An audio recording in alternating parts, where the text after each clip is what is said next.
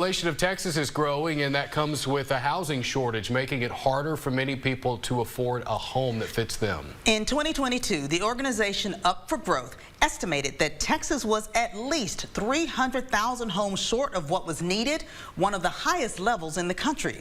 KLTV's Michael Richardson sat down with folks across the state, from real estate experts to government officials, to see what can possibly be done to get keys in the hands of more homeowners.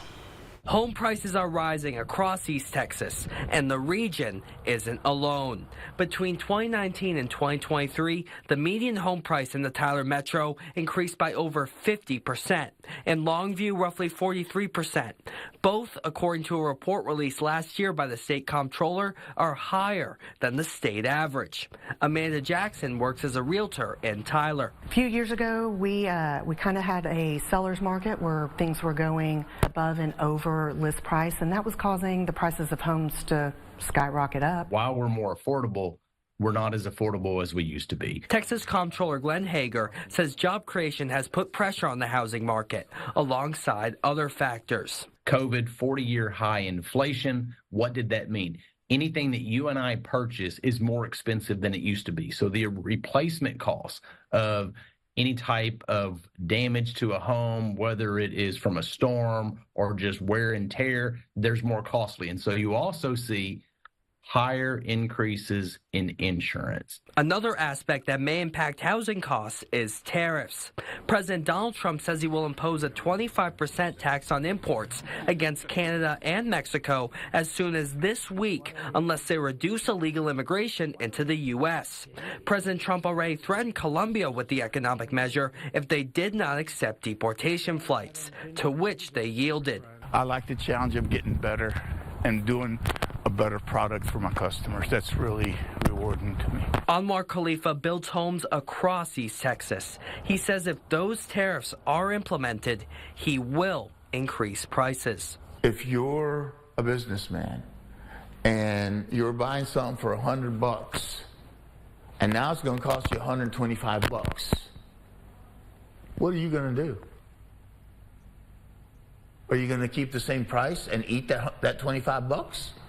Or are you going to pass that along to your consumer? You got to stay in business. You got to stay profitable. You're going to have to increase your prices. So then what can be done to increase home ownership? The state comptroller says this can help open some doors. Essentially, Texas needs to look at several things. One, the regulatory aspect on a local level. You also need to look at what rules and permits the state has to make sure we enable and increase affordability and increase permitting. Also, the state must continue to continue on property taxes, relieve that burden, as well as make sure that our insurance rates are being contained as much as possible. Khalifa says reducing regulations would help bring down costs. We got to put hurricane clips on our homes. Hurricane clips. Why? More regulations, the more cost. The more things we got to do, the more cost. Who pays for that? The consumer. State Senator Brian Hughes has authored several bills this session aimed at curbing regulations in the housing sector, including one he says would allow residential units to be built in commercial areas. We have to get that regulation out of the way, bring those costs down, make it easier to build so that folks can buy homes and can live that American dream. The next few months could bring change for Texas, with lawmakers working to push through their agendas in Austin.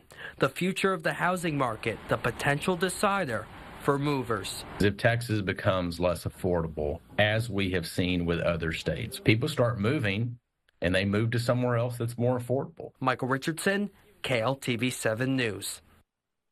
Texas's population continues to increase. The state comptroller says that homeowners could face higher property taxes to offset the lack of a state income tax. To see the full interviews with the state comptroller and Senator Brian Hughes, scan the QR code on the bottom left of your screen, or just head on over to kltv.com, and when you're there, click on the big red box and you'll find the story listed in there.